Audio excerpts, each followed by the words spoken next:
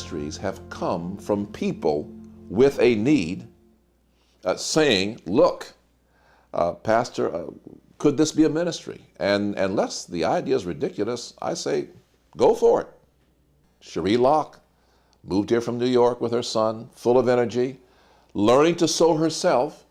And it occurred to her, well, there may be other people in the church who are learning to sew and like to sew. The sleeve is so long, once you cut the sleeves off, when you try to hem it, it means that the wider part is the smaller part going on the wider part, and I couldn't get it right to save my life. But I did the buttonhole.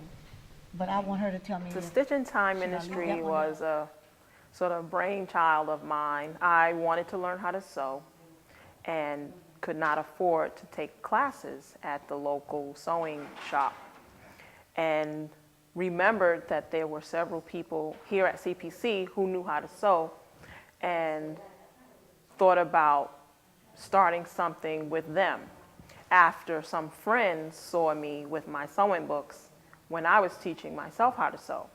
Because like I said, I couldn't afford the classes, I decided to teach myself. And when some of my friends saw me with the sewing books and said, wow, I want to learn how to sew too, I said, oh, that's an idea. And then I asked Sister Moon first if she could introduce me to some other ladies who knew how to sew, who may be willing to teach us, those that wanted to learn for free. I was so impressed with those guys on that Project One Way. Oh, they're oh my good. goodness. But you know, and then I said, you know what? That's what I need. One of those form things. Yes, I said to myself, Audrey, if you can't sew, the form ain't gonna help you.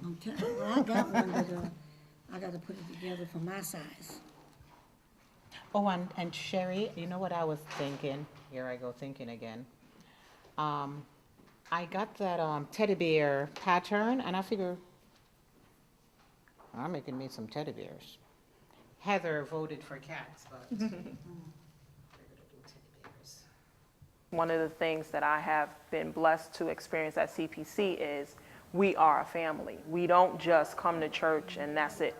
We have other types of events that families have, you know, a 4 or 5 number family might do, go on trips together and things like that, and we do that as well.